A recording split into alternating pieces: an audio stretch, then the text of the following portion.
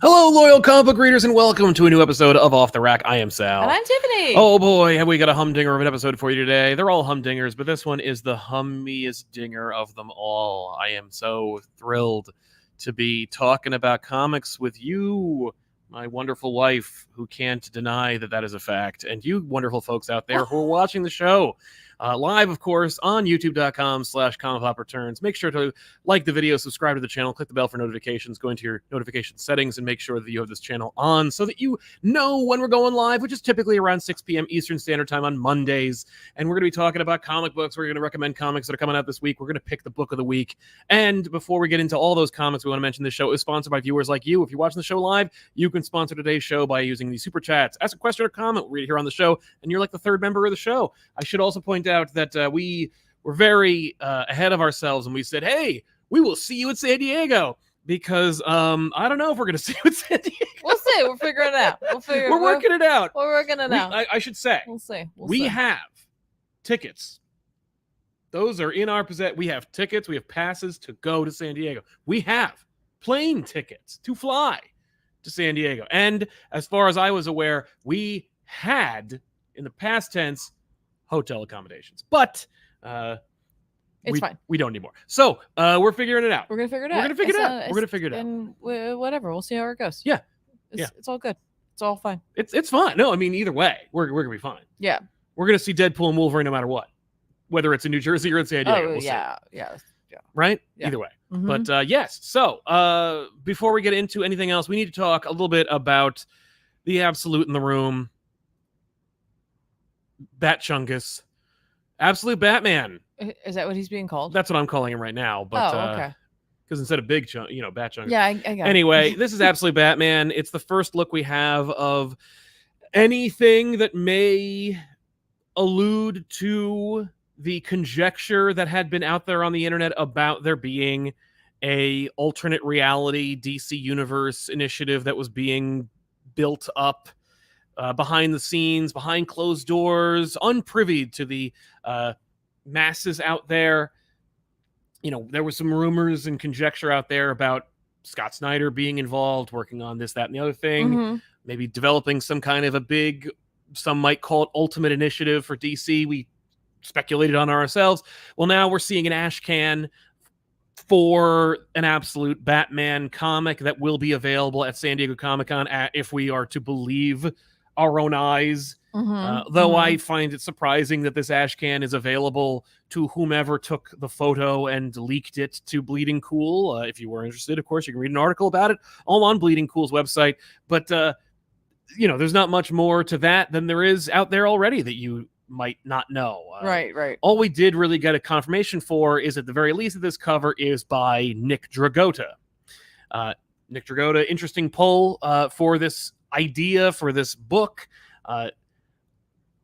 I mean, if we were to speculate openly about something we know nothing about, what are your initial thoughts, Tiffany, on what we see from this Absolute Batman cover? Now, I should point out that this is not the whole cover. In fact, we can go a little lower, and we can see that the suit kind of further goes out.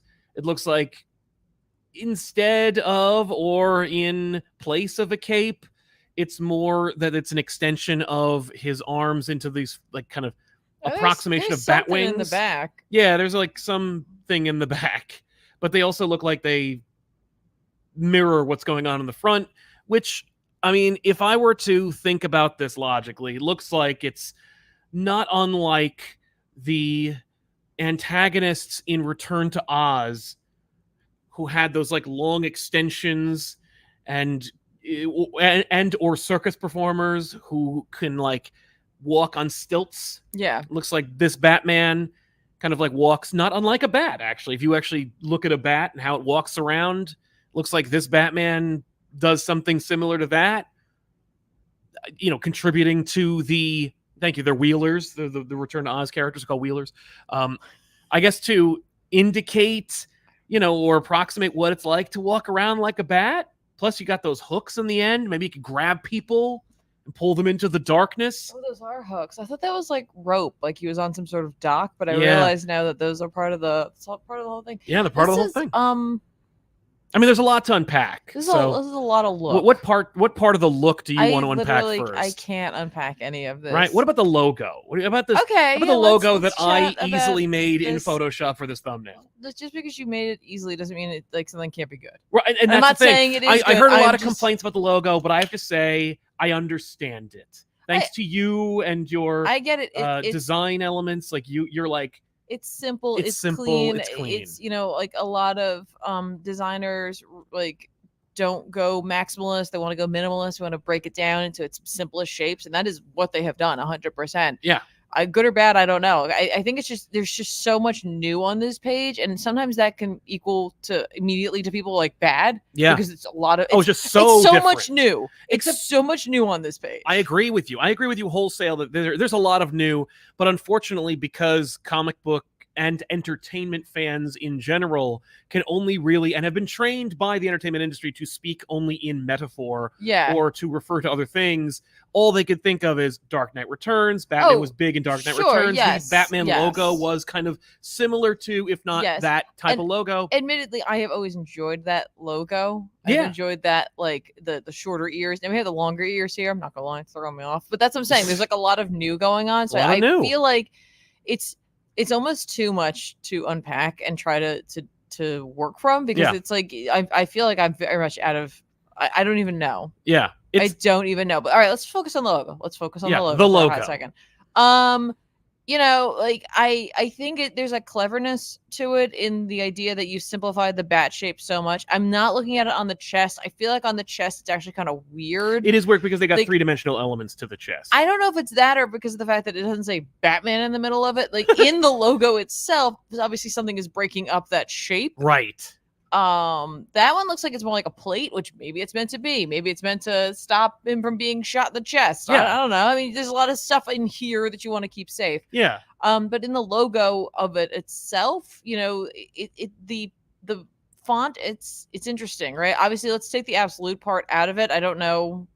Again, it's pulled from the Absolute Power event, right? Like, are we doing an onslaught here? I don't know. Like, are things spinning out of that? I don't know. So I'm ignoring that part right now because I didn't really love the Absolute logo. Me either. But like that logo's issue with the Batman logo itself. There's something interesting about it. It's like strong, a little playful. It mimics like a little bit of the highs and lows of the city. I don't know. Yeah. Like, there's something very city about it. It's interesting. It reminds Metropolitan. me. Yeah, it doesn't. It actually kind of reminds me of the Batman logo from the Snyder Capullo run when they launched in the New 52, where it selectively chose random letters throughout the logo to be larger than others, and it was something that really threw me off. And I know that they were trying to make the name Batman into the shape of a bat. Yeah. And I was just like, the placement, if you divorce it from the bat shape, seemed arbitrary. Like, I never liked the Snyder Capullo Batman logo. Right. And this plays with that concept as well, because obviously it's changing and playing with the shape and size of the font. With this, I like it better, and it could be because of the blockiness of the letters. It could be because of how it isn't trying to be anything other than the name Batman and tell you a story without saying anything. Like, it's just like, boom. Yeah. It's big. It's imposing. It almost can't fit.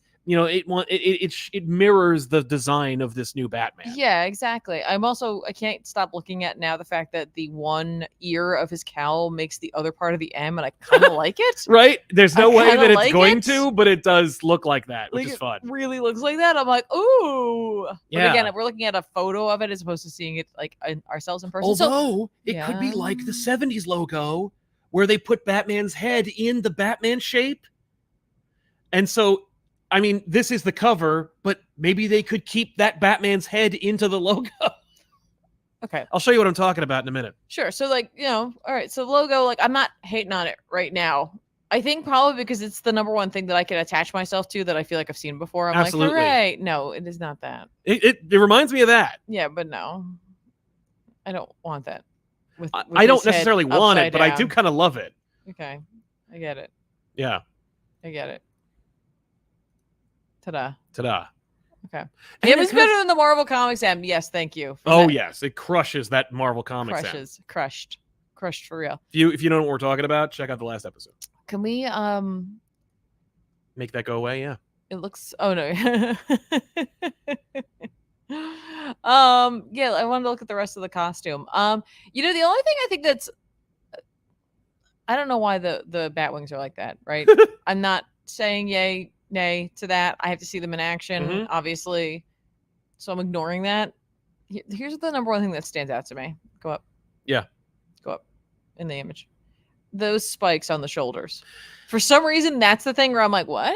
Because that element is not carried through anywhere else. Like, it's not even on the little, not on the boots. Like, that's where it would be, right? Because that's the other place that has a bit of armor like that. Yes. And I feel like if it were there, it makes sense then, but it's just like a random out of place piece. And I don't know why that's the thing. My brain's like, oh, I don't know if I like the fact that he's like a cactus on the top and a bat on the bottom. Yeah, I think they just want to go kind of like almost knight, medieval knight with it. They want to go armor with it. For me, I don't care for the 3-dimensional spikes that are on the logo chest itself. It seems more studded or rhinestone-y than it seems imposing and scary. Oh, interesting. I hadn't thought of it like that. I just Eclipse of the Darkness Within #1 cover. That's what it says to me. You can just pick off the diamond. It's cool. You just pick off the diamond. Yeah, no, I size wise, I like a chunky logo. No, Batman. Batman. I'm down. This is something. He's a wall. I don't necessarily love the idea of a huge Batman. He's gonna stop crime, but it's not in the way you think he is. Yeah, no, crime's gonna slam into him and then get a concussion. I don't know if I love the idea of a huge chunky Batman, but I also don't dislike it because I don't know what his story is. I don't know why he's huge, and he needs to stand out. Like it needs. Like I understand, that in the Ultimate Universe, Spider-Man Peter Parker, when he was first introduced, it was just smaller Peter Parker with a worse haircut. Yeah. But if you were to pit 616 Peter Parker against 1610 Peter Parker, it would be just smaller Spider-Man versus regular size Spider-Man. Like it would be almost indiscernible. If you were to pit prime DC Batman against absolute Batman, you're going to see different silhouettes. You're going to see different Batmen. You're going to see like that you will not have a hard time differentiating between the two of them. This is a different silhouette, which I kind of love.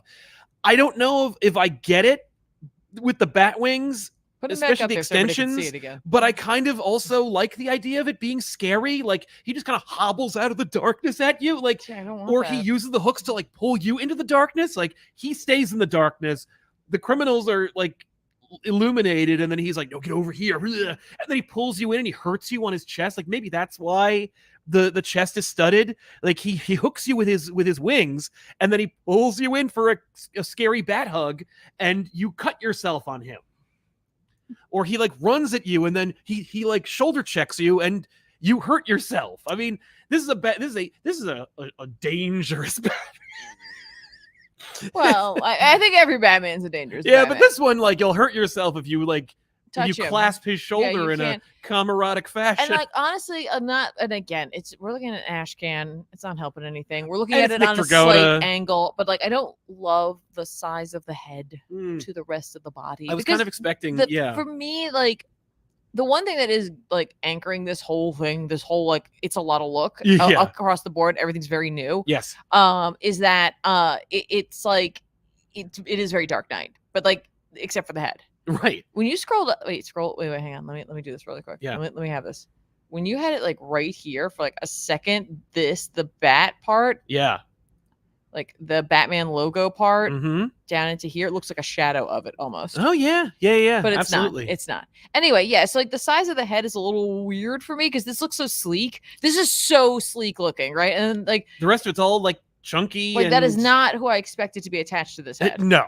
This is not what I expected to be attached to this head or to this body. I'm like, okay, hi. That's how you deal with the Nick Dragotta in the room, like the giant bat in the room, because like I would never. I mean, like I kind of dig Nick Dragotta's design for this, and that's the problem with Nick Dragotta. Like, this is pretty cohesive right here. Yeah, for some reason. Even the big chunky boots, like they're kind of fun. I like the boots. He's protecting his ankles, and they go over. Like they're not attached. It doesn't look like they look like they go over other boots. Yeah, it's like he's got like a regular boot on, and then a bit of armor over that. He's got his little like trunks on. Yeah, he's always got to get the trunks. He's got some sort of like banding, maybe for the the wings. I don't know, for the cape wings. And again, you see them back here, right? Like you see this, like that's clearly it's a secondary part of the cape. Yeah. Attached to somewhere. Yeah. I actually saw an artist, Tom Huckison, drew this like just for fun. Not that he's affiliated with us in any way, but he drew it for fun. And he drew it from the back as far as he's interpreting what those back things are. And they didn't make sense to me in that context either, but it was neat to see. It was like, I want to see more. Is what I admittedly, my interest is piqued by Peak Batman here. Yeah. Yeah. It's making a statement. Like the way in which it's giving how will this look? Yeah. How will this work? I don't understand. And that's the thing, right? Like Earth 1 Batman was like clearly DC's first attempt at making an Ultimate Batman. And while in character, John's provided a very different Batman, a much greener Batman, kind of an incompetent Batman with a fun logo that is very evocative of Grant Morrison's Batman Inc. logo. Like it was it was very much apples to apples when it came to like the Ultimate Spider-Man of it all. This one, again, it's very different. It doesn't tell, like it tells a story, but I don't know what that story is, but you can't say it isn't original. Right. Or at the very least, it isn't interesting. I mean, even if you don't necessarily like it, even if it's not your cup of tea, which I totally understand if it isn't. Yeah. The other thing is, I'm seeing a lot of like reaction online. I actually posted a question about this in our community tab on this channel. Just to be like, hey, to gauge people's reactions. And it was very mixed. And the fact that it was very mixed says to me that this is successful. Because when social media is like, we love this, typically the sales are garbage, and it means that they're not going to go buy it because they're like, I am unchallenged and I feel safe about this. I won't pre-order it. Whereas with this, people are like, people are having a reaction to this. Yeah. Which I also think DC is in desperate need of at this point. And it makes me question, like, okay, Absolute Batman also tells a story about the larger universe.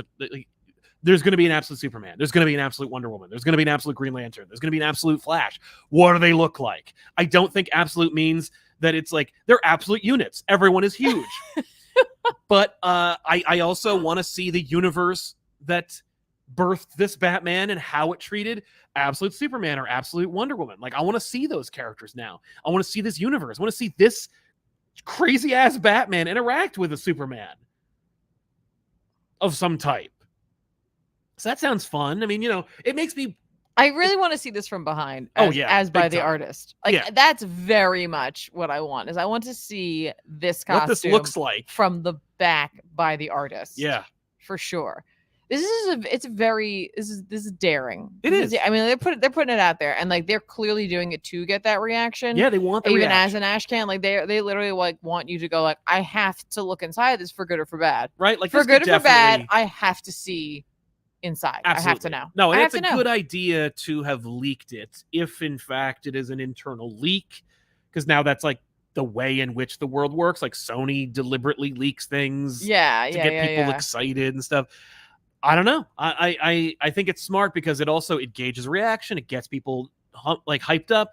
You're looking at a cover. You'd have no idea what's inside of it. You have no idea how many pages. It's probably more like 5 pages or less. Like it's not going to be a 22-page comic book. So you're only going to get a little bit more. But that little bit more that's coming, people are going to be hyped to look for. So throughout the weekend at San Diego Comic-Con, people are going to be like, what more are we going to hear from Absolute Batman? Is there going to be a panel? Will there be more art? Will they tell us about Absolute Superman? Like, what else is there? Right. What does Absolute Gordon look like?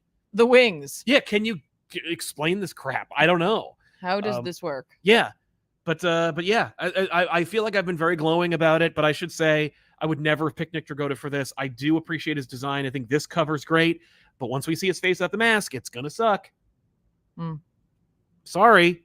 You want somebody who does like really crazy, daring, like off the wall shit? I mean, what you really needed, you needed Daniel Warren Johnson, but he don't do this kind of thing no more. Like if he was going to do it, it was going to be Daniel Warren Johnson's Batman. Yeah. He was going to do it all by himself. If you were going to do this, if in fact any of this is part of some, initiative that we actually have no confirmation about. That being said, I also like the dude who's drawing Transformers right now. Like there's a bunch of artists that can do similar, but like still equally original art that does something that's off the wall, gritty, and kind of counterculture. Like the one thing that you can't, if this isn't, because I don't even see Scott Snyder's name on this thing. I just heard that it's Scott's, but I don't know.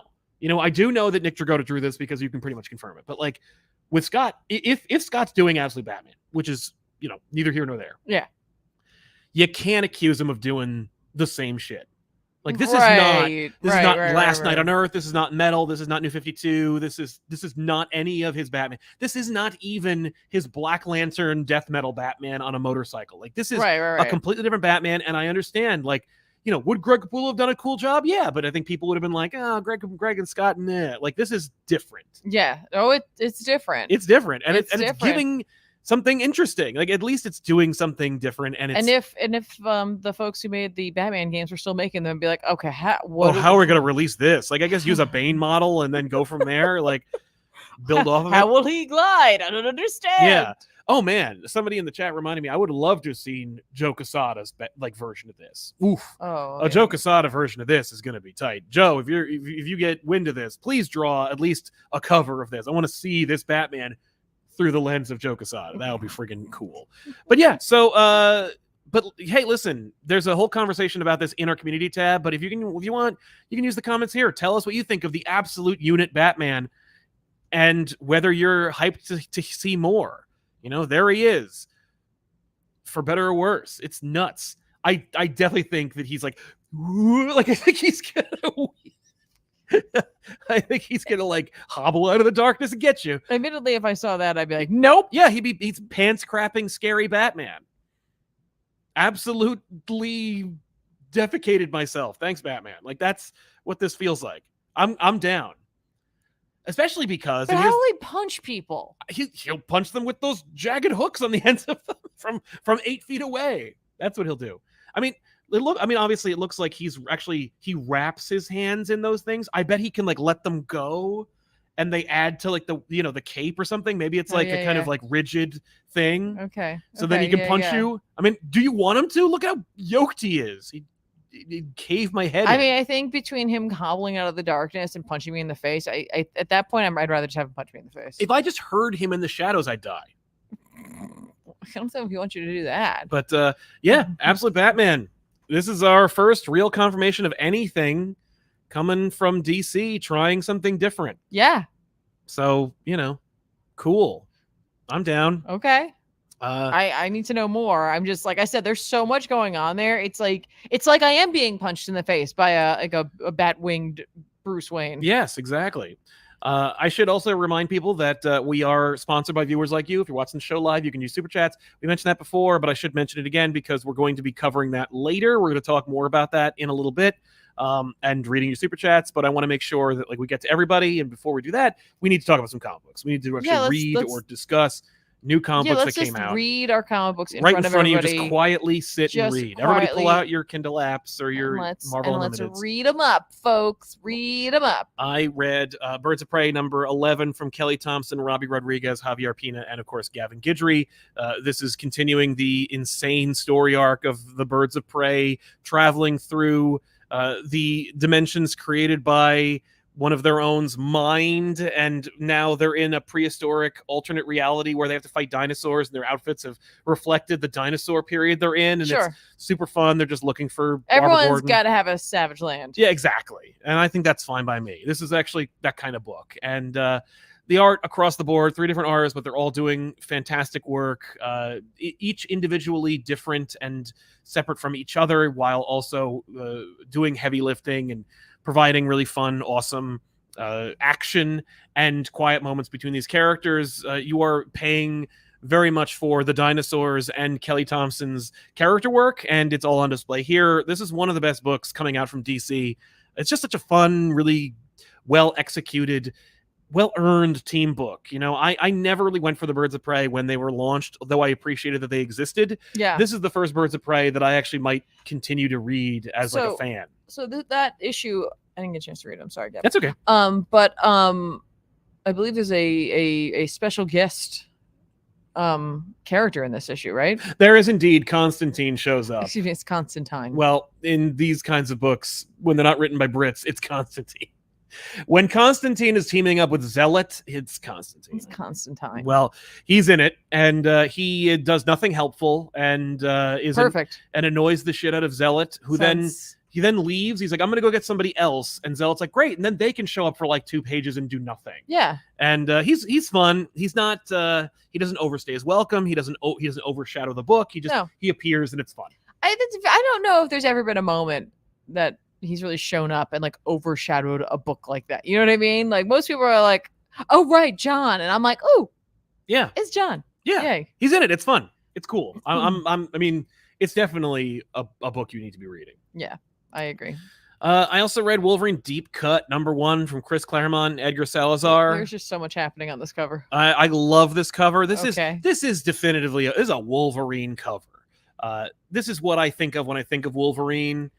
You know, this kind of sketchy. It's not Mark Texiera, but it feels like Tex. You know, it's just got this like really kind of 90s gritty Weapon Prime t-shirt, like weirdly floating in space, even though we need to show the ground of some kind. Yeah, well, because I don't think that Wolverine is in, like, we're seeing 3 different things and locations. Yeah, it's just interesting. Like Wolverine is not in the setting we're seeing behind him.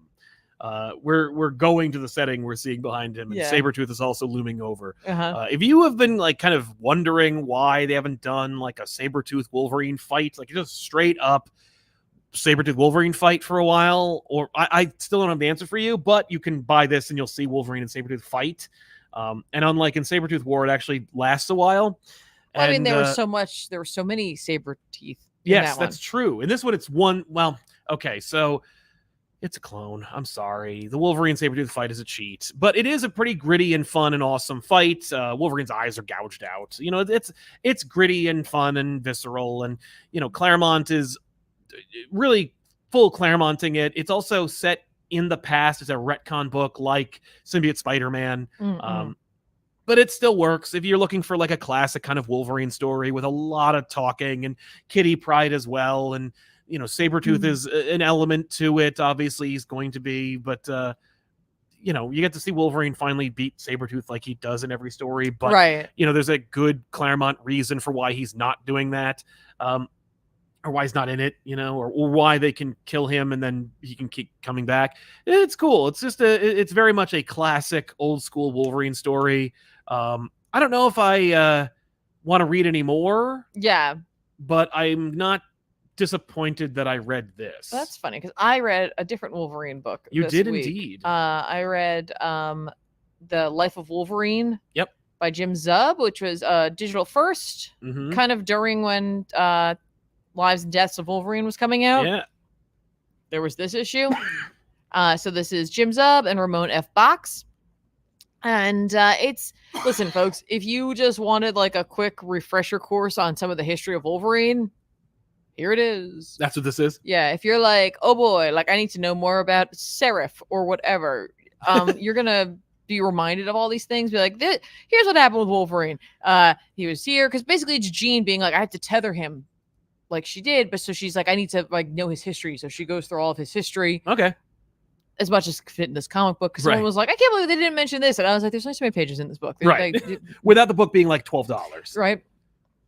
So, so they in this issue, they go through his like timeline. They're like, ta-da, here we go, blah, blah, blah, blah, blah. My favorite part of this issue, though, other than like, I think Zub does a really good idea of like really truncating it. It's all told through narration, essentially. Yeah. You know, it's just Jean observing everything that's going on. Sure. Box does a good job with the art, fun.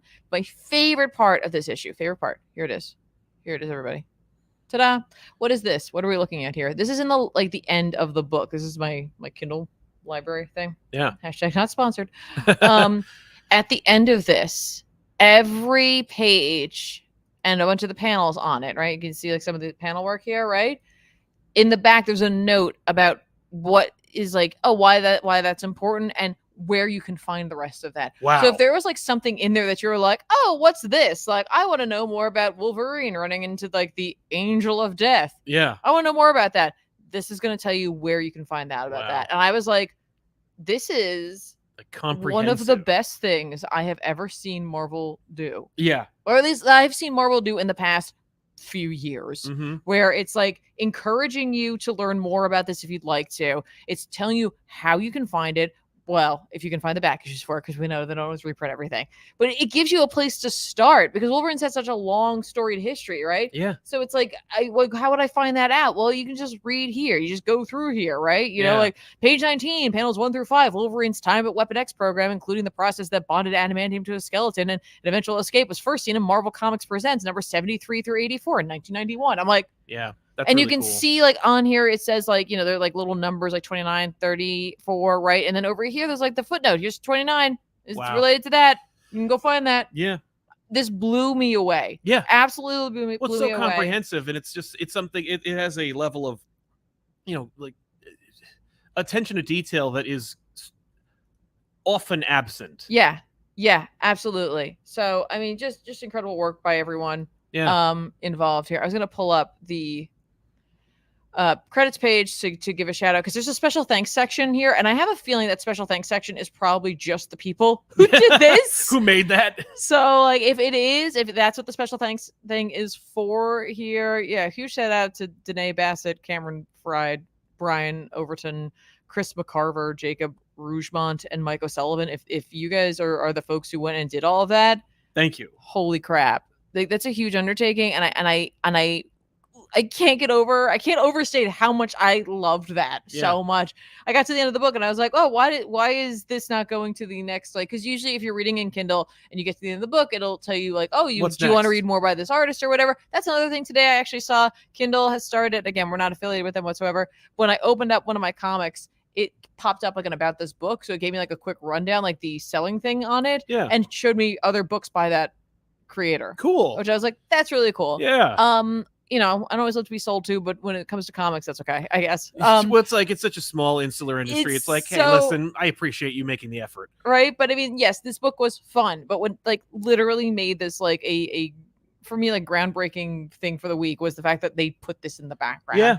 I have 2 volumes of Sandman that is like completely black and white, and on the sides there's all the like a lot of the references and like what Neil might be talking about, and that's kind of what this reminded me of, but for where to read things about Wolverine. Like if you see something in here, because they don't go into detail about it because there's no time, but if you see something in here and you're like, when did this happen? Like, or that sounds neat, I'd like to read the whole story. Literally that. Like, oh, I want to know about the first time Wolverine met up with Sabertooth. I want to know about the time that like you know, Wolverine, you know, worked with like worked against the Hand or whatever. I want to know this time that he went to Madripoor for the first time.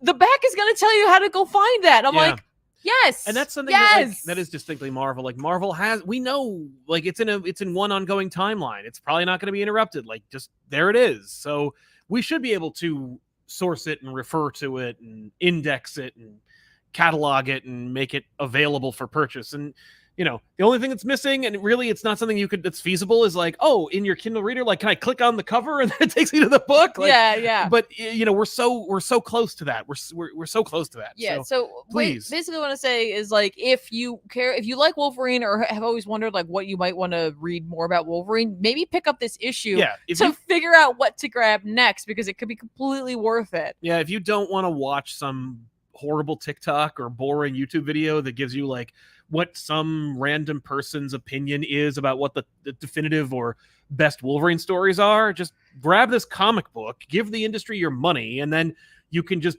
refer to it in your ongoing, you know, comic quest to read the definitive Wolverine stories. Yeah. This has it. That's really cool. Yeah. How unexpected. So very unexpected and very much appreciated. I want them to know, the team to know, really appreciate all that work.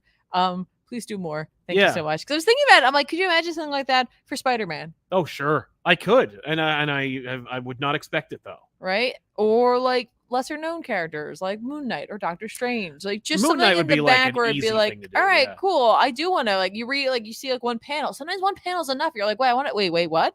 Oh yeah. That happened to me a lot when I would be reading like random comics that referred to other things. And I'm like, what was it's that? It's a pretty version of his wiki page. Yeah. But it's like more comprehensive and it makes it more approachable. Yeah. Because all you have to do is find that one panel that like spoke to you. It's true.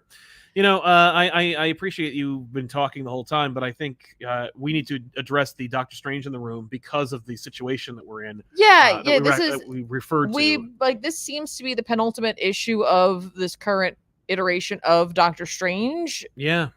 which doesn't mean anything necessarily because technically this is like the third of Jed MacKay's run on Doctor Strange. Yes.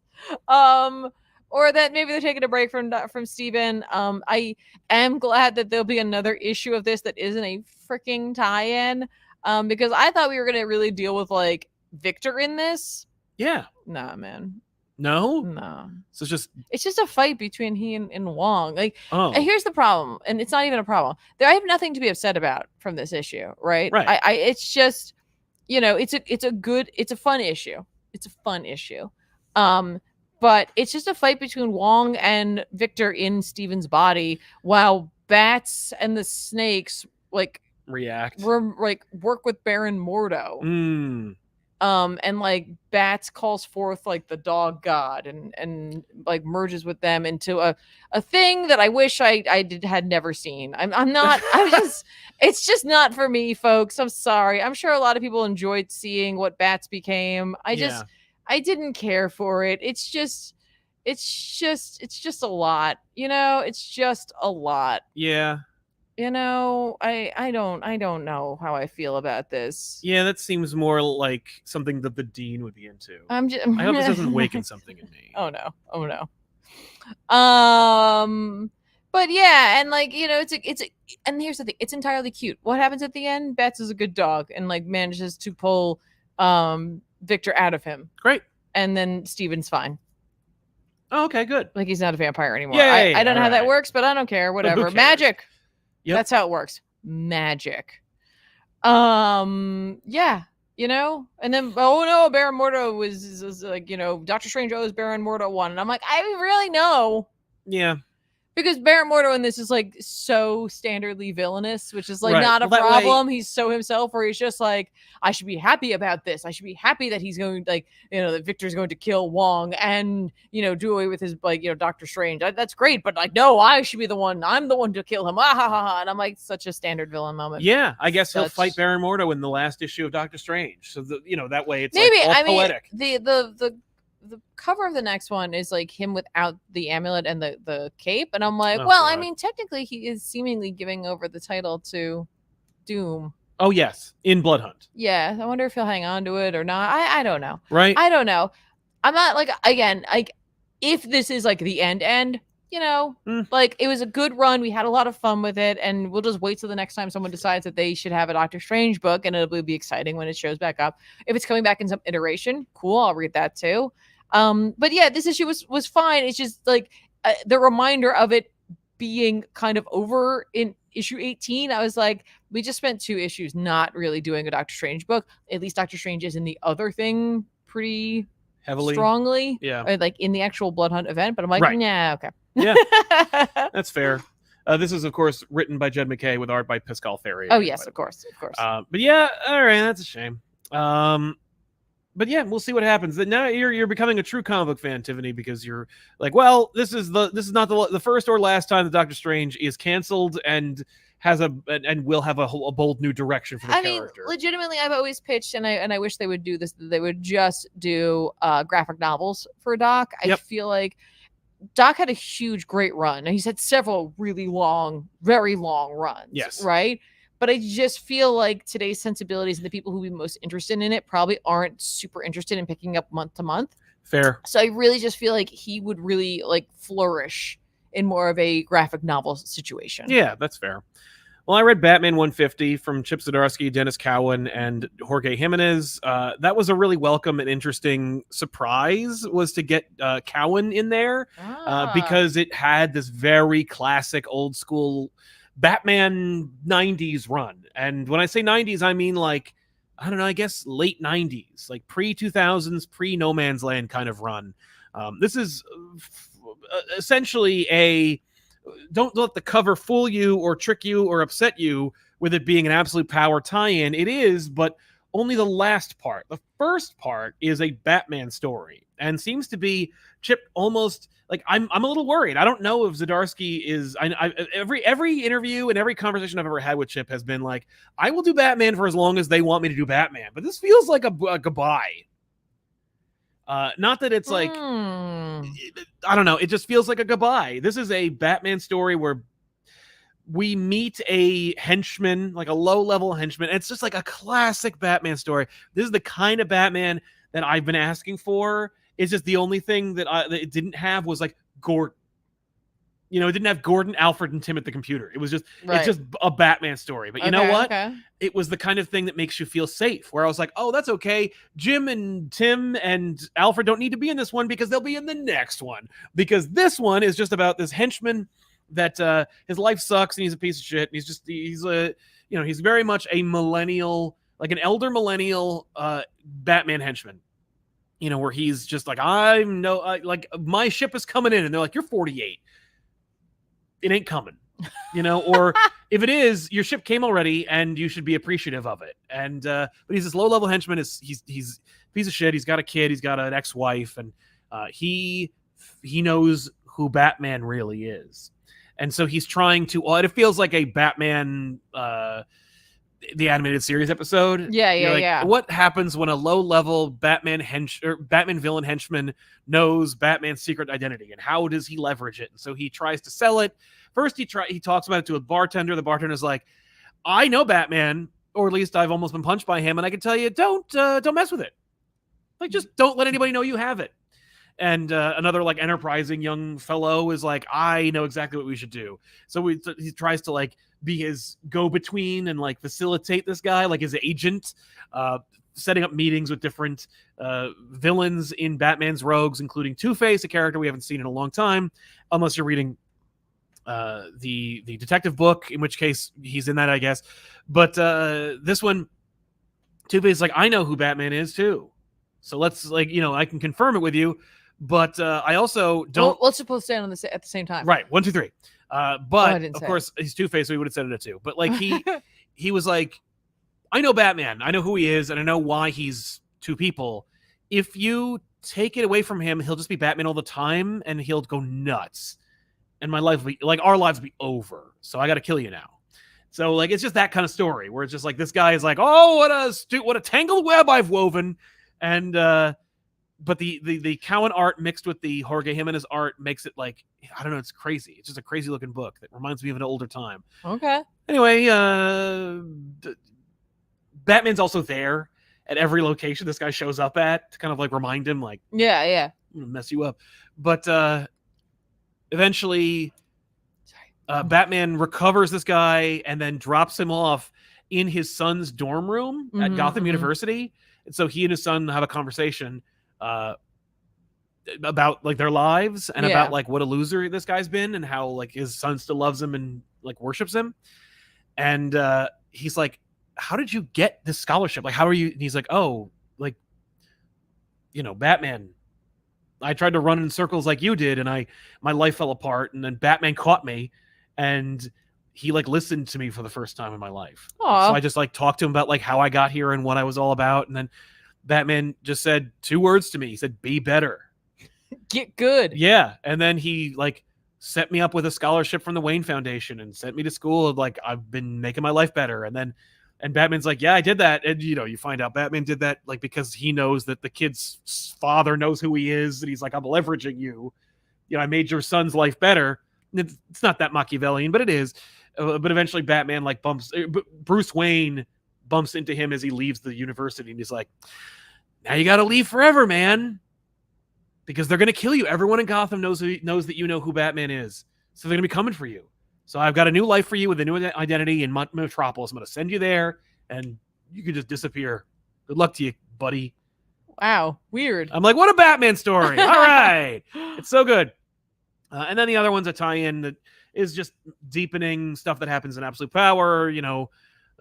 Batman tries to call everybody and coordinate, and then, Green Arrow's like, oh, no, you don't. And that's the story. So, it's fun. It's just Batman. Yeah. Oh, what a fun issue. He's Batman. He's Batman. And so that was a good one. I was like, all right. That's great. That was one of my favorite issues of yours. Way to go. Wow. So, yeah, that was fun.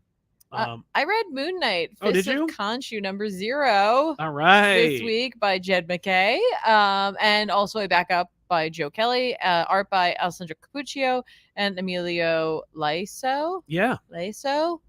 Okay, here's what's really funny. I read 2 issues last week that were just let's talk about what's going on in these characters. That's what this is. Folks, if you have been wanting to jump on the Jed MacKay bandwagon when it comes to Moon Knight, and you missed out on Jed's first several arcs of Moon Knight, and then you're like, I'm not going to read Vengeance of the Moon Knight. This is it. This is the one. Issue 0 of this is your opportunity to jump on. Okay. Literally, this just catches you up on a whole bunch of stuff. That's great. It just goes, hi, did you want to read Moon Knight? But is there a Wolverine-esque, library? No, there is no. But it's not that. It's just on Jed MacKay's Moon Knight. It's literally just Jed. So you just need to buy the Moon Knight volumes that have Jed MacKay's name on them, and you'll be good to go. Right. Or you just read this issue. This is a jumping on. This is literally the jumping on point. Okay, great. If you'd like to jump on and then maybe read you go from back here going on. Yeah, at least you'll be able to kind of get what's going on. But this issue's like, okay, hey, Khonshu's back. I'm going to tell you a little bit about that. I'm going to tell you a little bit about each character without giving you their full biographies. Yep. You just have an idea of who is on the team. What do these people do? And it's all through Khonshu's lens about how they're all kind of working for him, but not really. It's actually very interesting and very well done. A lot of really fun, posed images that could be used for many things, I'm sure. Yes. I really dig them. Knowing Marvel, yes. Yeah. A breakdown of Moon Knight himself, the 3, versions of him. Yep. And some of his villains, some things that might be coming up, okay. right? It's really well done. It's like, here you go, right? Cool. Then you get sort of letters page in the back, and then you get the Joe Kelly, the waxing moon Joe Kelly. I sound like I said Joe Jelly, but I didn't. Joe Kelly in the background of this, where it's like waxing moon. And I was like, oh, what's this? Are they doing just a little Moon Knight backup? Because it's like, it's a moon and there's Khonshu in front of it, and he's wild looking, and I'm like, oh, neat. That's not what this is, folks. This is actually a backup about Spider-Man. Oh. So if you're looking forward to getting more of Joe Kelly back on Spider-Man, there's 4 or 5 pages in the background. Showed them to Sal. Did you get a chance to read it? I did. Yeah. What'd you think? I liked it. I mean, it was. It's much more Moon Knight heavy. It's Moon Knight heavy, but it's through the lens of Spider-Man. He's, there's decisions made that I don't care for, but I do. Oh, I'd like to hear. Oh, just the inclusion of Bailey. I don't give a shit about okay. But it's 2 gods battling.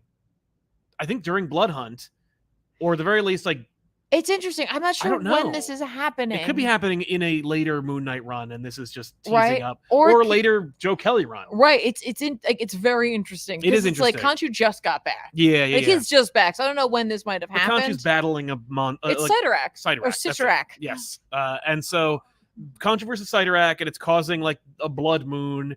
And Spider-Man's explaining to Bailey that the blood moon is a scientific phenomenon, and it has nothing to do with magic and gods and stuff, even though it definitely does. You're watching these gods battle each other.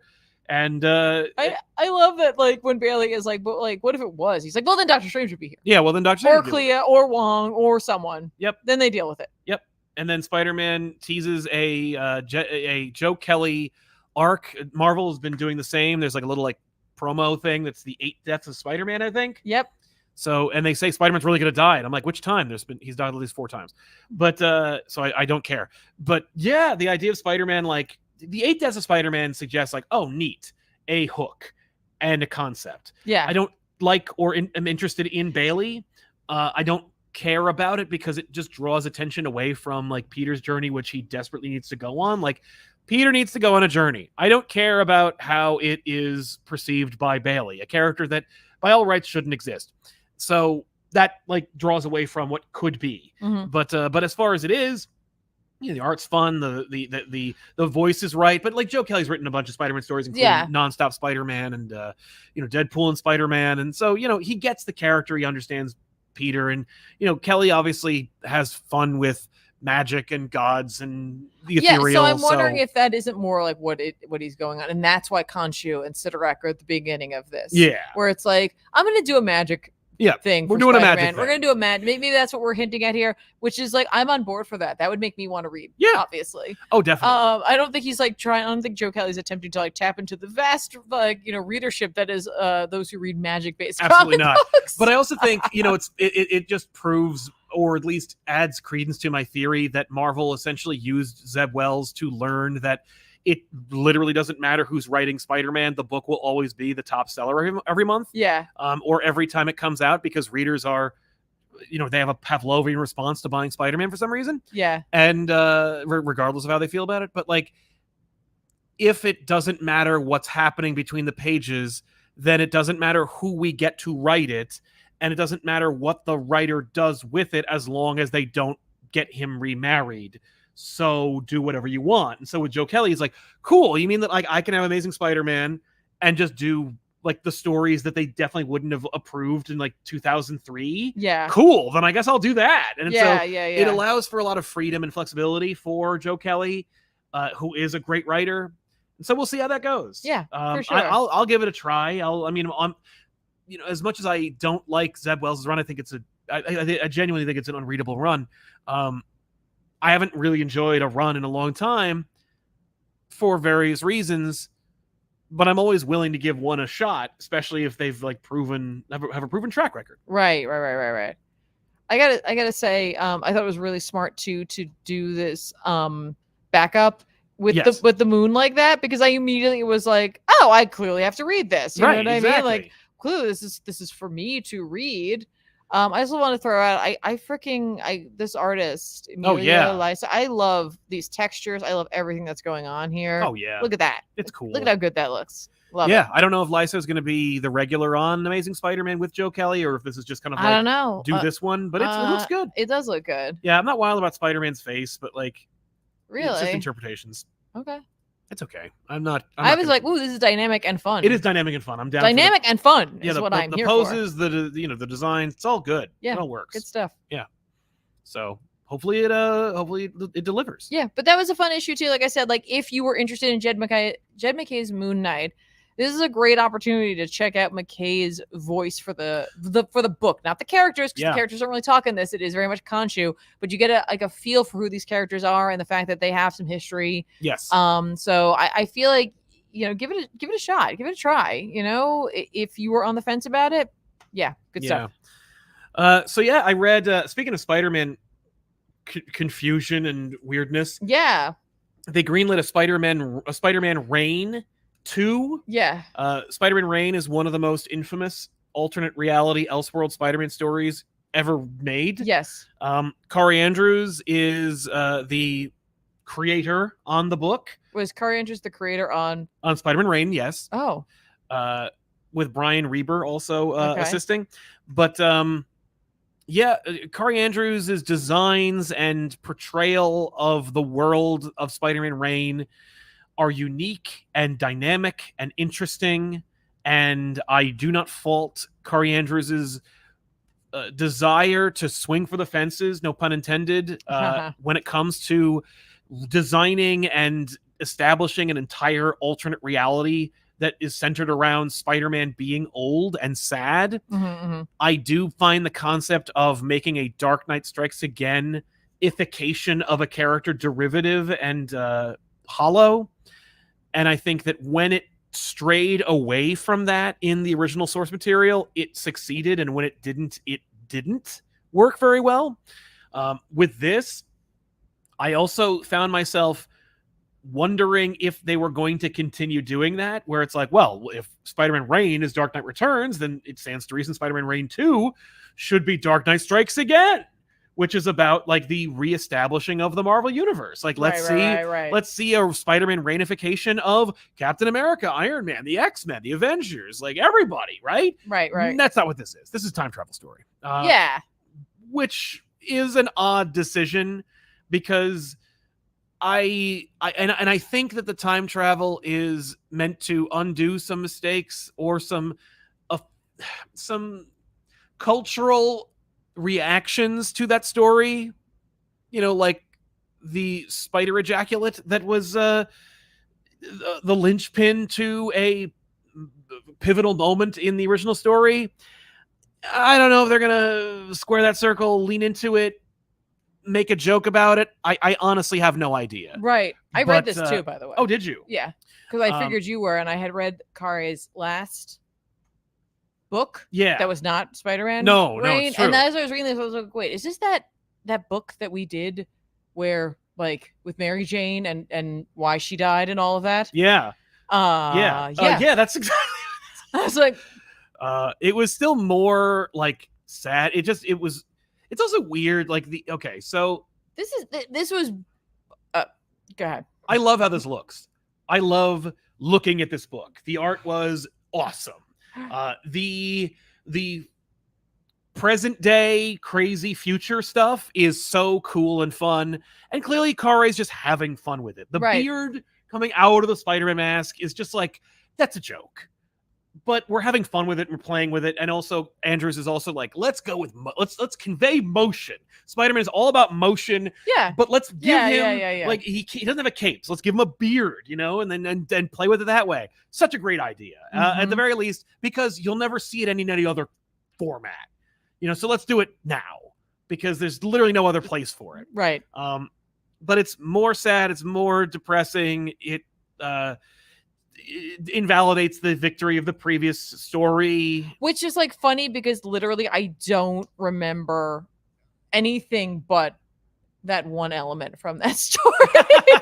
So I was like, wait, what? Luckily, they had that little explainer at the beginning. But yeah, there's actually a lot of interesting stuff going on in here that I kind of liked. Yeah, Even if it was kind of like, I don't remember how it ended, so I don't remember if they hinted at Kingpin at all. Yeah, Kingpin was in it. Yeah. Okay.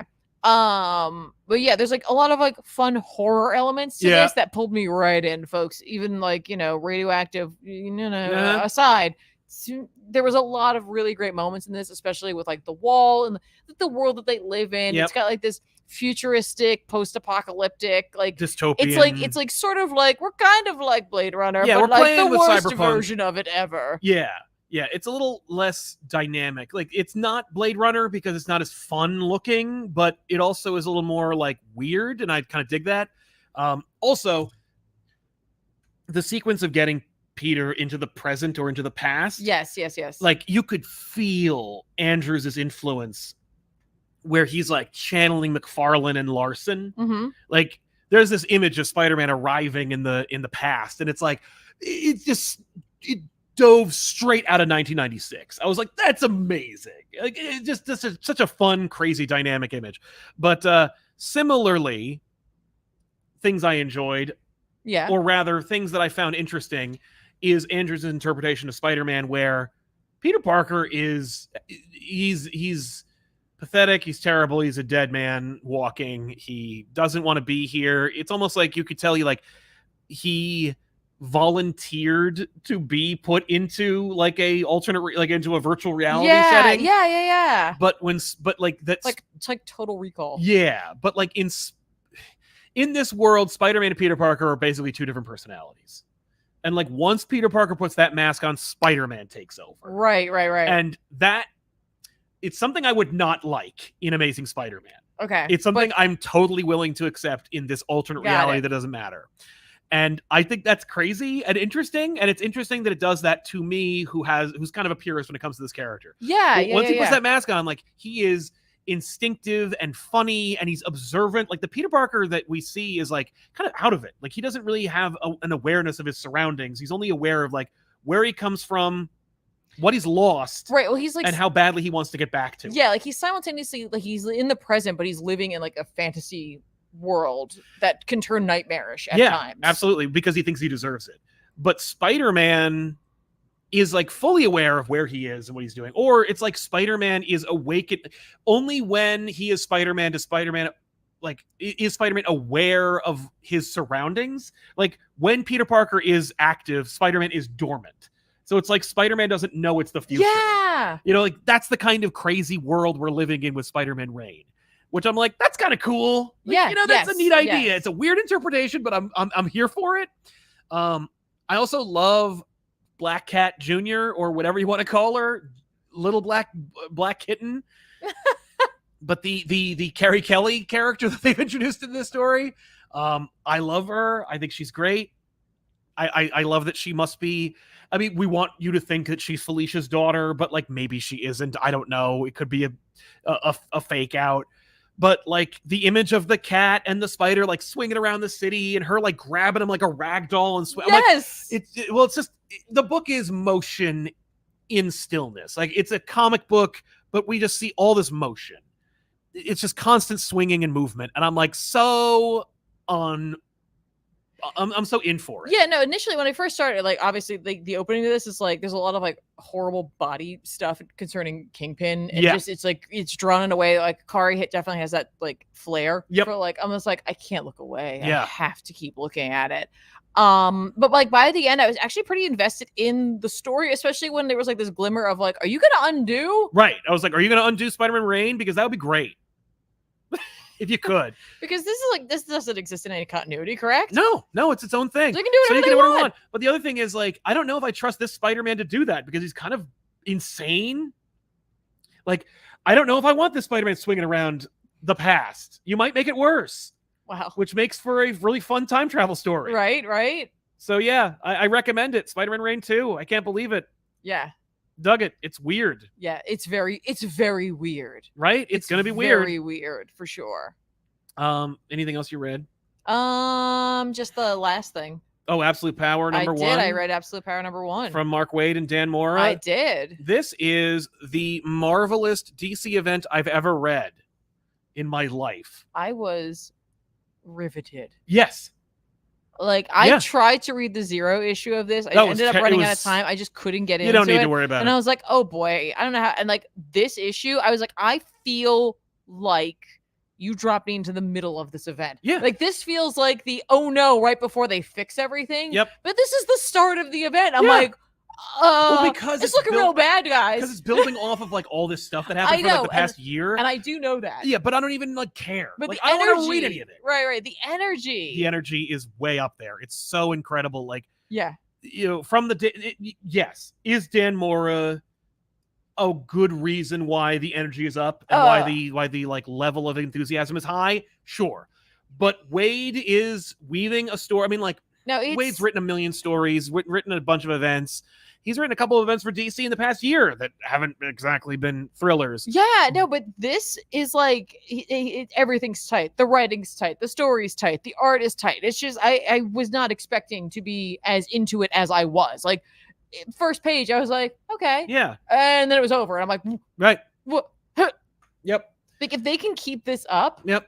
This is gonna be good. I know. Like, it's only 4 issues. I know. No, how many tie-ins do I have to read to make this work? I think you're fine. Honestly, I would say just read this, and you'll probably dig it.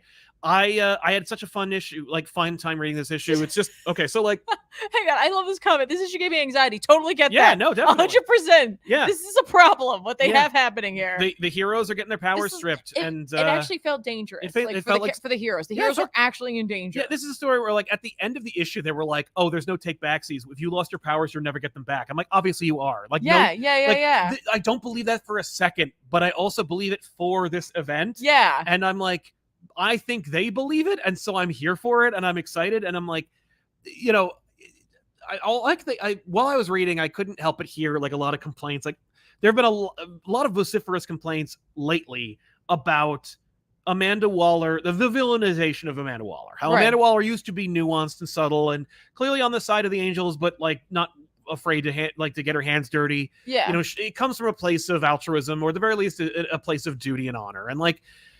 Maybe not honor, but duty. And as Amanda Waller has become more mainstream, it's hard not to paint her as a villain, particularly from the Angela Bassett, Viola Davis, because Angela Bassett also played Amanda Waller. Yeah, but from the Viola Davis version of her to the CCH Pounder version, to just the comic book version that they've used going on from the last like 20 years. She's a villain because she doesn't like her heroes. Like, that's why we don't, you know what I mean? Like, J. Jonah Jameson might be Spider-Man's greatest villain because he didn't like Spider-Man the most out of everybody. Even though he never really punched him unless he's wearing a Spider Slayer outfit. So it is with Amanda Waller. Like, whether you love her or want her to be a hero or the main character in her own book, she is the main character in her own book in her mind. And the books are going to paint her as a villain because she doesn't like our heroes. So I don't know what to tell you. But if you're hoping for like nuance and subtlety when it comes to Amanda Waller being a villain, I mean, it's there. Like, you could tell like she believes what she's doing, but like it's hard to defend, and you're going to see that like she's going to get taken down hard. Yeah, I would hope so. But like Amanda Waller of it all notwithstanding. You know, like that was in my mind, but only because I knew people were not going to like it. And I knew that I was enjoying it despite that. And that was the case with a lot of this. Like, where I'm like, I was so sick of Failsafe, but I'm down for this. And I liked Batman being like, oh man. And it's funny to have the Tower of Babel guy writing about Batman being like, oh no, I'm going to have to pay for this Failsafe shit. And I'm like, yes, you are. Just like you're going to pay for the Brother Eye shit. Like, yeah. So fun. Yeah, for sure. It's not quite another Tower of Babel, but it kind of is. I mean, it's more like a Brother Eye, but like it is. But like for Batman to be like, oh no, it's me again. It's my fault again. I'm sorry, everybody. I'm sorry. But it isn't. It's a combination of anything. Exactly. But like, I do love the fact that in this Batman is, you know, we don't do the standard like. Well, I guess maybe it is a little bit. Batman didn't have enough time to prepare. He thought it was going one way, and then it's like, whoop, and he's like, I was wrong. Yeah. And now it's too late. Yep. Uh-oh. Whoops. So this is what happens. This is why Batman's always prepared, because when Batman makes a mistake, it's a big one. Yeah, it's really, never like a little mistake. Right, exactly. It's not like, oh, I forgot your birthday. Yeah. So I'm like, yeah, that's cool. I'm down. Yeah. The portrayal of everybody is awesome. Superman, Wonder Woman, like Cyborg, Failsafe, Waller, Dreamer. Like there's just so much in here that I'm like, so much going on. What I really think I like quite a bit is the utilization of talking about technology and like utilizing media.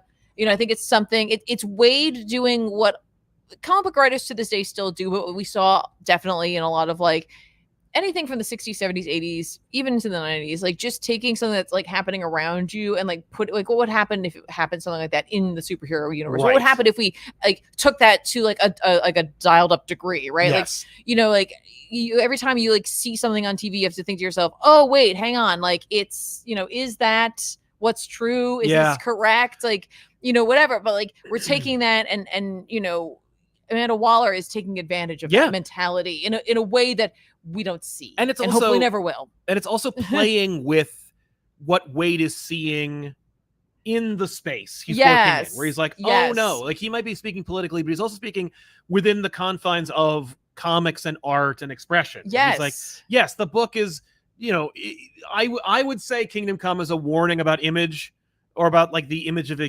imagification, capital I, of DC and Marvel, but it's also a great story on its own. In this, it's Mark Waid being like, oh no, machine learning art is going to mess things up. Yeah. Like, it's really fun. Like, I'm just like, yeah, but I'm glad it's about something. Me too. Under the surface, like, no one in this book, outside of like maybe Plastic Man, is going to say something like, oh, you mean like those stupid, like, you know, gritty art where that one character from the Mets or the Philly, I don't remember what the hell the gritty character is. You know, that mascot that's ugly. If Ethan were here, he'd tell us.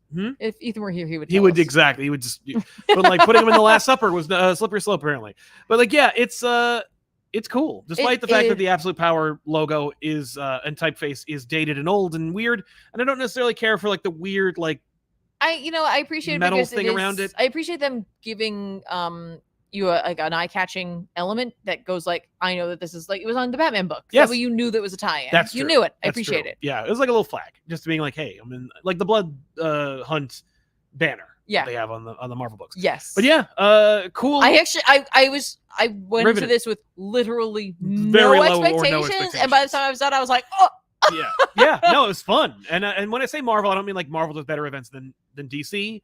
It just had the pacing of one. It had the pacing of like a Marvel event where I'm just like, let's go. Yes. Like everything's happening to everybody. Everybody's interacting. They're referencing continuity, but it's not like bogging anything down. Right. It's getting to the thing.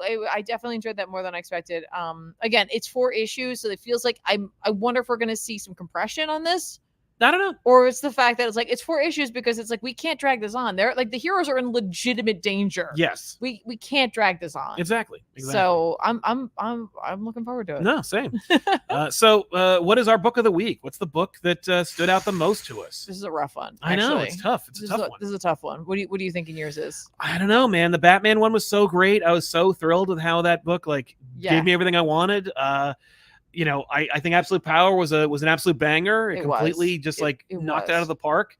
I think that I'm going to give it to Absolute Power, But I want to give a special shout out to Spider-Man Reign #1 for making you actually like be like, man, I think I'm going to actually read. Because there were parts where I'm like, with the Kingpins, I'm like, I don't really care. Like I was just like, there were.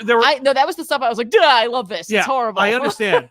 For me, I was like, I don't really necessarily care, but I'm riveted and drawn in by so much more. But if there were any, like, Absolute Power didn't have any moments like that for me, nor did Batman. Whereas with Spider-Man Reign to #1, there were some moments that dragged.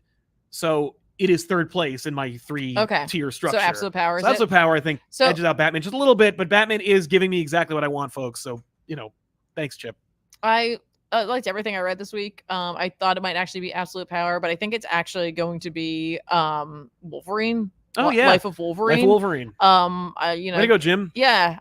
And again, like, yes, the story is great, and I love the art, and it's really fun. But like the fact that the team puts so much effort into cataloging the pivotal moments that are in the book, so that you could go and find them themselves, I think that deserves to be Book of the Week 100%. I think a lot of work went into that. And again, if you're interested in Wolverine at all and you just don't know where to start, take a read of that book, see what panels speak to you, go in the back, find out. 100%. Absolutely. Yes, done. Before we get into our recommendations, we have to read our super chat. Let's do that. So here we go, everybody. MP, Absolute DC won't be for everyone, and that's okay. Hopefully it brings in new long-term readers who will take ownership of these new versions of DC heroes. Absolutely. I mean, I think that's well said, 100%. Yeah. I think everyone should always remember that when anything starts, right? Like, it's just not for everyone. But like, what a great opportunity possibly for folks from who maybe want to try DC if they're over at Marvel. If, like, some people are very like tribal, I'm going to be Marvel, I'm going to be DC. Mm-hmm. Maybe this is a good opportunity for you to go like, let me try some DC. You're on the same foot as everybody. I don't know. Steampunk. In this universe, the Bat breaks Bane. That's a great, almost Yakov Smirnoff-esque joke.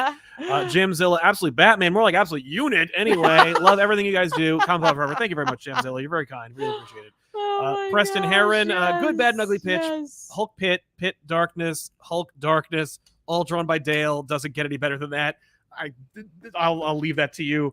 I don't know if I'm going to do an all Dale Keown episode, but I don't mind the idea of like counterparts, like Hulk and Pit, and I don't know, like the inspirations of those characters, like Wildcats X-Men, but not the crossover, like an issue by each creator.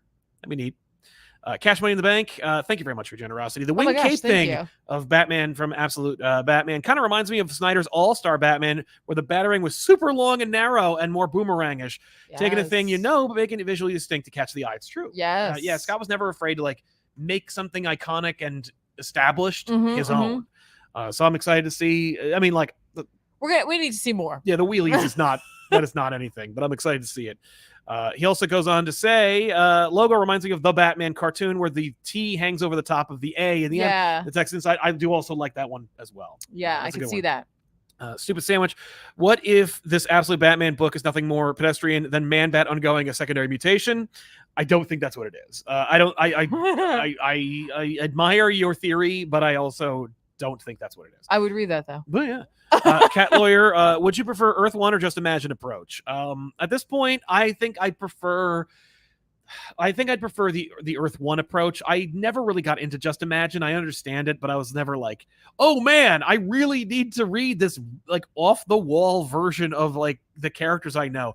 I like to have some footing when it comes to like reading an alternate version. Like I'd rather read a Dark Knights of Steel than a Just Imagine. Yeah, fair. Alien Cat Daddy CGS says, I've been watching back issues every Wednesday for the last 5 years, back when you were TV Little House. Wow. About time I sent you guys $1. Well, thank you very much. Well, thank you so much. Daddy. We appreciate it, man. Thanks for being here for so long. Appreciate you. Hulkzilla, running errands. Gonna have to watch later. Wishing everybody the best. Thanks, Hulkzilla. Good to see you again. See you. Good luck with your errands. Stupid Sandwich returns. This Batman design looks like it's a reinterpretation of the Golden Age Batman costume with inspirations from Kelly Jones and Frank Miller. I could see that. I could totally see that. I could definitely see that. Well, Scott's no slouch from interpreting the Golden Age version of Batman, certainly. The derpiest derps. I think not enough people are talking about with the Absolute design is the body proportions are very strange. His thighs are as big as his head. I'm telling you, there's something up with the head. The rest of the body is pretty okay, and then that head, you're like, are you wearing a suit? Yeah. What's going on? When you get Dragotta, you're gonna get weird shit. It's gonna look weird. Well, we'll see how the rest of it looks. Like I said, like for me, I can't wait to see this thing from behind. Show me the 360. Yeah, I mean, I like. Show me that cake, Batman, because you know he's got cake. Oh, it's true. I love the idea of like a big scary Batman. I just also want it to be, I don't know, like consistent. Derpiest to derps, I think not enough people. Matt Fisher. Hola. Well, como estas? Did you read Free Agents by Image? If so, what'd you think of it? No, I'm sorry, I didn't read that. 2, why must life be so hard? Why must I fail at every attempt at masonry? Oh, it's a tough skill, man. I mean, that's like a real skill. That's like a real skill. Like, I listen, whatever your failure is, know that it's a success compared to what we could do. Because we have zero masonry, abilities. That's right. Talent, experience. So yeah, keep at it. You got this. Yeah, just practice makes perfect. Alex Sanchez. Hey guys, currently on vacation in Cancun, but I'm glad I can catch you guys even down here. Please enjoy it a little extra for us. That's true. Yeah, please. Stupid Sandwich. Marvel is well into their Wolverine omnibus collections from all their stories in the 90s. Volume 5 just came out in May. Nice. Listen, Wolverine does print some money for them for sure. I just thought it was really cool that for people who maybe some people like love an omnibus, and sometimes people are like, "That's too much. It's too much. It's too much. I just want to read. I just want to read what I like." This is a great opportunity for someone to dip their toes. Just dip it in. Totally. Bryce Harriet, what's a pop? And Absolute Power's fun, but I'm worried the main story won't be satisfying in 4 issues, and Ground Zero should have been issue 1. No, I think Ground Zero was fun, but this issue was gripping and way more fun. Like fewer people, I think, read Zero than this one. And I'm glad because I think this one's going to get people to actually read it. Yeah. And I think 4 issues is fine. I think Wade is also like, maybe he asked for it. I don't know. But like, I'm glad we're only getting 4 issues. Yeah. Chocobo Kid, thank you very much for your super sticker. Thank you. Arduit, ComicPop woo to you as well. Yeah, I don't know if it's been talked about, and I don't know its validity of it, given the author is supposedly Bojo's sister / Rowling supporter. But did you see the article on Gaiman? Thoughts? Much love. Yes, there's been some speculation, or at the very least accusation that Gaiman is a sexual predator. Again? Yep. Gaiman got some accusations lobbed at him that he's a sex pervert like everybody apparently. And I don't care for okay, so the way in which it was presented was through a news group that has monetized the distribution of information into 5 or 4 separate podcasts, identifying each instance of sexual like deviancy. It's a very complicated, tangled issue that I don't want to get into, and I never want to get into any of them. Like we never got into the Warren Ellis of anything because like it's just not what we're here for. I do appreciate it because it is in the zeitgeist. Everyone's talking about it, or at the very least, certainly the website that conjured it really wants you to talk about it and cite them. But we'll see. Right. We'll just have to wait and see. Right. Everything else. Pop Culture Guy 3000. Let's wait and see on these Neil Gaiman is a notorious right-wing muckraker. I've never heard of that. I've never even heard of the group, so I don't even know anything about it. Why do you have such a hatred for Bailey Briggs, Sally? Looks like he's gaining the popularity of a new Moon Girl or Squirrel Girl with kids. If he works with kids, good for him. I mean, that's fantastic. I just don't... He doesn't scratch me where I itch. I'm not interested. No, and like if anything, I feel like if there's negativity to it, it's just the fact that it's like, what Dan Slott's doing. That's the thing. It's not. He didn't create it because he's like, I hope that this character hits with children. He created it so that inevitably, Dan might Slott get a check for something. Dan Slott did it because he's jealous that Bendis created Miles Morales. Like, and if he ends up hitting with people, that's fine. That's great. Like any creative effort is going to be. That doesn't mean don't invent characters or like, bring characters back or give them a fun story. It's just oftentimes, like we've talked about this before, you can feel it when a creator puts a character in there just because they're hoping to get a payout. Absolutely. And it's just kind of like, that's a shame. Yeah. I feel like, and I would have a problem with any character that is introduced to the Spider-Man mythos that adds a sidekick, especially one that like retcons his entire history. So, I don't like it stem to stern. I don't like the concept. I like the costume. It looks kind of fun. If children like him, good for the children. I'm, like you said, hope you don't turn into an old man yelling at kids. I would never do that. Yeah, like so thanks for the weird interpretation of me. Raidu jumped in late because my job took absolute power over my day today, so I'll have to scrub back for the rewatch. Happy Monday. Well, thank you very much, Raidu. Appreciate it, man. Typical Spider. I wish they kept the OG failsafe design. It was really cold and menacing. Excited to see where AP goes. Yeah. Love the AI angle. I agree. Me too. I think that the reason is because they wanted to make sure that you could like differentiate between the failsafes. They were like, that failsafe's over there. That's the Batman failsafe that fought in that book. This is the absolute power failsafe is completely different. And so you can't blame Batman for that failsafe. I think that's what they're doing. Cat Lawyer, Act of God back issues kept echoing through my mind while reading Absolute Power. Same. It felt like that, didn't it? It felt like I was like, oh, they're listening to us, where it was like, oh man, Act of God is really cool if it didn't suck. You should do that again. So I wish Superman said pain, such pain when he got yeah, me too. That scene is like great. Yeah. Of him just being like, what? Yeah. No, it's so good. Just silent. Right? So good. Yep. Nikki T, hey, hope it's not raining where you are. Not yet. Not yet. Love the new back issues. Didn't know Joker could look any creepier than Mitch Garrett's. Came along and proved it wrong. I agree, man. He's so good. And if you haven't already, if you guys aren't following on social media, you should check out Tenshi, who draws these like interpretations of every episode. Yes. His after Mitch Garrett's version of Joker is spot on. Mitch actually gave him his flowers. I thought that was really sweet. I love it. He deserves it. And yeah, it's just so great. Deserves but you guys should definitely check out Tenshi Arts. Absolutely. His work is so great, and he's just been such a trooper drawing our stuff, and has been doing one a week for the year. Oh my gosh. I'm be sad when it's over. Pop culture guy, apologies for earlier joke, went too far, just got defensive about my comics sometimes. I do wonder if I'm the only Bailey fan. I mean, the book sells, so I sincerely doubt it. Yeah. Meta Knight, Sal, favorite comic book fight scene? Oh man, there's so many. I think as a kid, mine was always the Batman Dark Knight Returns, Batman versus Superman fight. Just the one panel of him punching him. But there's so many now that I enjoy for many different reasons. You know, I think there's not really fight scenes that I like so much outside of Beta Ray Bill fight scenes in Danny Warren Johnson's books, or that amazing fight between Wonder Woman and I believe Hippolyta in Daniel Warren Johnson's Batman or Wonder Woman book with the if you read it, you know.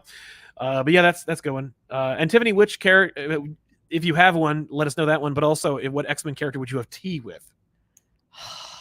I was just sitting here trying to think about that, because every answer I had, I was like, oh no, wait, I wouldn't be able to talk to them, because I was like, Gambit. Yeah. I'm like, no. Right. And then I was like, Aurora. Nope. Too introverted for that one. That's been me for the past, like, while you've been talking, that's all I can think about is who would I want to have tea with? I mean, that's such a good, Kurt would be fun. Yeah. I feel like he'd be very kind. Mm-hmm. But Gambit would have great snacks and cats. It'd be a cat cafe situation. We'd go to a cat cafe. Yeah. That's great. And bond over that. Yes, I'm here for it. Either that or Wolverine. I'd love to see Wolverine having to have tea. Yeah. He'd be like, it's going to be green tea. Right. He would know. Like, yeah, he'd have a great recommendation. Yes. I love it. Peach, when went to my first big con, met Pepe Larraz, was super nice, gave me advice to pursue a career as a comic artist and just in the industry as a whole. I'd love to hear that. See, that's what I love hearing from creators, is they're not gatekeeping it. They want you to succeed. They want you to succeed as well. I love that so much. Yeah. So good. Thorn Identity, thank you very much for your generosity. God bless ComicPop. Stay above the BS, people. We're trying, man. Thank you. I appreciate it. Good luck on X-Force. Can't wait to read your issue. Looking forward to it. Matt Fisher, any thoughts on Blood Hunt Fantastic Four? I have no idea. Didn't read it. Didn't even know there was one. I didn't even realize it came out. 2, Le Grill. I have no idea what that means. What the heck is that? Sal, I'm quoting Simpsons, man. Oh, well, thank you very much. I love that there was the explanation. I appreciate it. Yeah. And a secret boss stuck at work. We'll watch the archive. Thank you very much, man. Appreciate it. Stuck at worst being a secret boss. Exactly. Earl Grey hot with Professor X. Oh, Andy Adam. Yeah. I think my pick was Professor X. I would have tea with Professor X. No way. I don't want him. No. I would love it. Maybe he could clear some shit out back there. Oh my gosh. But yeah. I'm not a janitor. But anyway, let's recommend some comics that are coming out this week that we think you should check out. Yeah. I am hyped about this, man. From the DC Vault, there is a book called Death in the Family, Robin Lives. I'm sorry. Do you see this comment? I'm gonna throw a comment up there. I love this. Common denominator: Tiff's tea buddies have to sweep for fur later. Yeah, yes, that's Wolverine. True. Yeah, Wolverine and cats. And cats or Nightcrawler. Or Nightcrawler. Yeah, he's furry. Initially, I was like Beast, but I was like, nah, that's too risky. What beast do I get? Yeah, which beast? I would take Stars and Guards beast. Oh, sure, absolutely. But yeah, man, they're doing an alternate reality version of the Death in the Family story. Where what if Robin didn't get killed in Death in the Family? It's written by J.M. DeMatteis with art by Rick Leonardi. So I'm like, what? Oh, I don't know why they wouldn't just get Tim Starlin to do it, but I'm here for J.M. DeMatteis because it's going to be introspective. It's going to be sad. It's going to be heady. It's going to be wax poetic. I'm here for it. I'm so excited. And Rick Leonardi, what a crazy call, man. I'm here for this book. I should just have this book on pre-order. It's going to be 3 issues. If you are of a mind, pick it up. Teenage Mutant Ninja Turtles 40th Anniversary Comics Celebration #1 from Kevin Eastman, Peter Laird, and so many more. This book is a huge celebration of 40 years of Ninja Turtles history.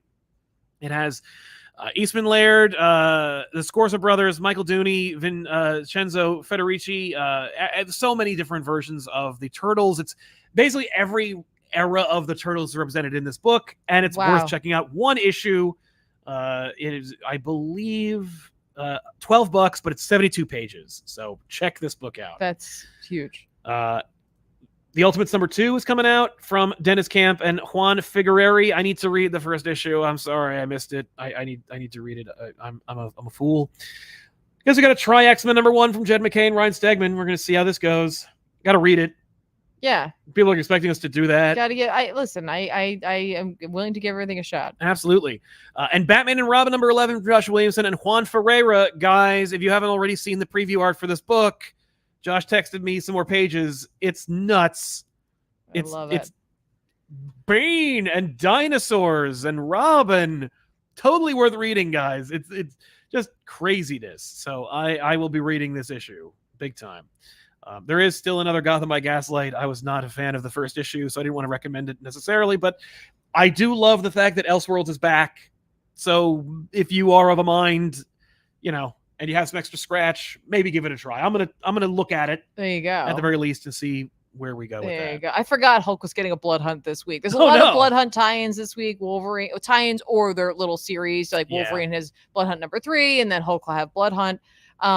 Union Jack also having with the Blood Hunts, for sure. Yep. If you want to do Absolute Powers, there's some tie-ins this week, including Task Force 7. I can do Roman numerals. I can do them. Don't question me on it, everybody. But definitely always question me. The thing I'm actually the most excited about this week is that Hunger in the Dusk is back, folks. Yay! Book 2 #1 will be dropping. That's G. Willow Wilson and Christian Wild Goose. Great. Such a gorgeous, incredible book. If you haven't had a chance to catch up on it, the first volume is out.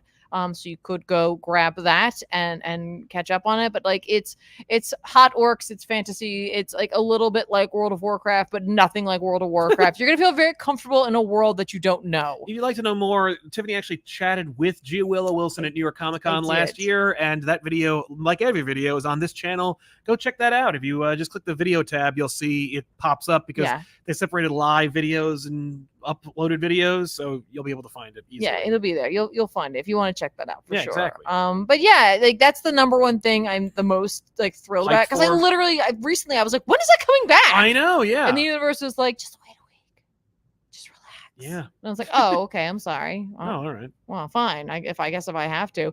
But yeah, this might be a great week for me to actually catch up on some of my blood hunts. Totally. Catch my blood hunts. Get a catch. You're not gonna read Kid Venom? No.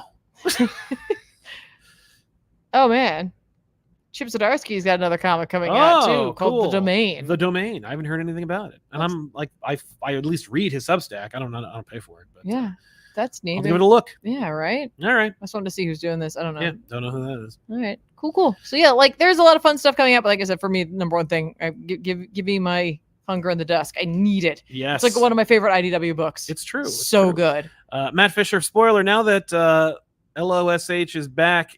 Oh, Legion of Superheroes is back. Yeah. Is the Bendis version permanently gone? I think you can pretty much guarantee that anything that Bendis does when Bendis leaves is ignored or shelved until he comes back, if he ever comes back. So yes, I think that's a safe bet to make. But yeah, that's it. Oh wow. Oh yeah. Oh cool. Well, that makes sense. He's working on that. Yeah. But they don't always get the person who's true. working on the current book. Yeah. Like, Tom Waltz is writing the Wolverine Blood Hunt, but Philip Kennedy Johnson's writing the Hulk Blood Hunt. Right. They don't always get the person. No, they don't. They don't. Mun says several streams ago, I called Garth Ennis a hack, and Tiff told me to read his Hellblazer. I don't know if I like him, but I definitely appreciate him more. There we go. Yeah. Yay. Yeah. The Garth, from The Boys to Hellblazer to Preacher, you can actually watch his changing progression. But like, if you liked Hellblazer and you were wondering if like Garth Ennis is still a hack, give a look at Sarah from TKO Productions. That book is so good and so different and so like oddly reserved for what it is and what he could do with it. Can I just say thank you so much for doing that? That's so cool. Like that you took what I said to heart and you went out and you checked it out. Regardless of how you now feel about him, you did the work for it, and you told us about it. That's so cool. Thank you. It's so rare. Thank you so much. Someone in the chat brought up something that I could not tell by this cover. No. At all. I might actually read Kid Venom. Why not? It's Japan, 1977. Yeah. Cool. I'll check it out. Not at all what this cover said to me. No. Well, it was also small. Yeah, but I might actually check that out. Yeah. Well, also because like Venom is a kid sometimes, so it's like. I just assumed that it was like about Dylan or something. All right, no, I will. Yes. Yeah. I'll do that. Cool. And John Tide, Gail Simone is writing a new arc of Action Comics. Good for Gail. So yeah, we also want to remind you that Tiffany plays video games on YouTube and Twitch at twitch.tv/ComicPop or youtube.com/ComicPop Plays. All links for everything we do everywhere across the internet is in the description below every video we do. So make sure to check those out. That's usually Tuesdays and Wednesdays. Yeah, it'll definitely be probably tomorrow. Probably tomorrow. But stay tuned. Probably not Wednesday. Yeah, no. Well, we'll see. Tiffany has some she's gonna return to the couch. Hopefully we'll see. I haven't decided if I want to really make her do that, but I'm leaving for a week or for a few days. I'm leaving during the time we shoot back issues. Will Tiffany fill in and do a back issues? If you're on our patreon.com/ComicPop, then I already asked people about what they wanted to see Tiffany cover. So we have a little list. Yeah, that's where I got my list from. Oh, okay. Was our patrons. Oh, okay, cool. But yeah, thank you very much. And of course, thank you all to our super chatters for sponsoring today's show. Thank you to our regular chatters for just being there and keeping the conversation cool and crisp and collected. And we'll see you guys next time with another episode here on ComicPop Returns. I'm Sal. And I'm Tiffany. So long, everybody. Thanks a lot for watching. Bye. Bye.